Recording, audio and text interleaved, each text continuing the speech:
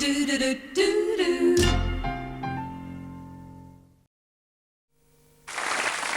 back. Roy Orbison was one of rock and roll's most enduring legends with his incredible octave voice and his all-black look. He was described by Elvis Presley as the greatest singer in the world. He was also known as one of the nicest and gentlest men in show business. And today, we welcome from our Hollywood studios his widow. Please welcome Barbara Orbison. Hello, Barbara. Hi, Bert. Welcome to the show. Thanks for having me. I suppose all around the world, when you speak to people about your late husband, you get the same feeling that I hope emanates from this television studio, one of warmth and love, because apart from being a great artist, he was such a well-liked man, wasn't he? Yes, indeed. Tell us about your meeting with Roy. How did you and he get together? I met Roy in 1968 in England. I was on a break from school and Roy was touring and we met. And fell in love? And then what, Bert? And fell in love. Yes, I guess so. Never parted. I think the thing about Roy that I'm sure you'd like to talk about, a lot of press gives credence to the fact that apart from being a great singer, in real life he was a very lonely, sad man. Admittedly, he had a lot of tragedy in his early life, but this wasn't the real essence of Roy Orbison, was it? No, no, Bert, you know, we just talked before I came on the air with you. You have worked with Roy twice in your life, and you know the guy. I mean, Roy had a great sense of humor. He was full of life, and you know, he was a wonderful husband and a wonderful lover and a good father to the kids, and I think a great friend. So, you know, I don't think he was a sad or tragic figure. What was he like as a client? Because, of course, you're also his manager.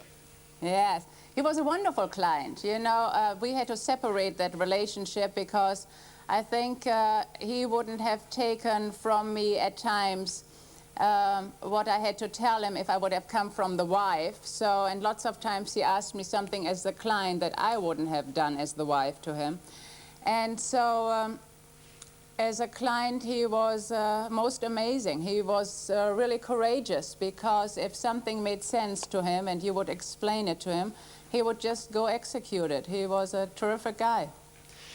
The very, very sad thing, apart from naturally his tragic death, and it was so sudden, was that he was really finding a second career, wasn't he? A second career in a band, maybe? Or what? Yeah, with the Traveling Wilburys. Yes, in a band, yes. That was quite amazing. I think it was so wonderful for Roy to have had the opportunity to belong to a band because George Harrison, of course, Tom Petty, Bob Dylan, and Jeff Lynne, all four gracious musicians and wonderful friends, allowed Roy to step into that band and learn, I guess, to share a mic. You know, Bruce Springsteen said when Roy did the Black and White Night with him that I could tell Roy never belonged in a band or never shared the headlights lights with a band because he didn't know how to share a microphone. So if you ever see that Black and White Night, you can see Bruce and Roy, it's like dueling banjos or dueling guitars because they both want to grab that mic. So no, it was terrific that Roy was Lefty Wilbury.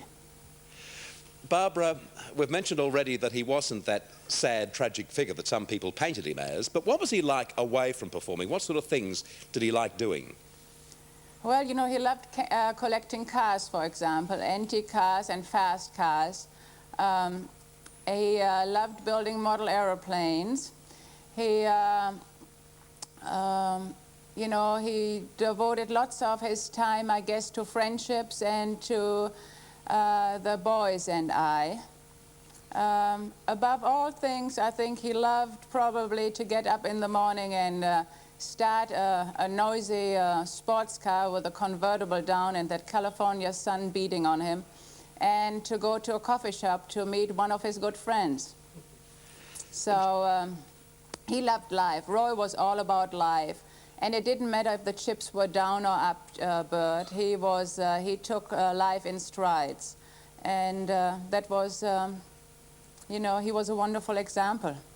And how have you coped? I mean, obviously, it's a little different to other widows who might be watching us today in the fact that Roy was a living legend, a legendary figure in music. And now, of course, I mean, people like myself want to talk to you about your late husband. How are you coping personally? Well, you know, I consider this time a real special time. Roy and I had a real spiritual foundation and we had faith. And in these days, Bert, that's what, you know, gets you in and out of the days. But I just feel that Roy's time on earth here was a very special time. And, you know, wherever he is right now, I know he's having a great time. And so thanks for asking. I'm doing all right. And Barbara, thank you for joining us on the show today. It's been an absolute thrill talking to you. Thank you. Bye-bye, Bert. Goodbye. In Hollywood, Bye-bye. Barbara Orbison. A lovely lady.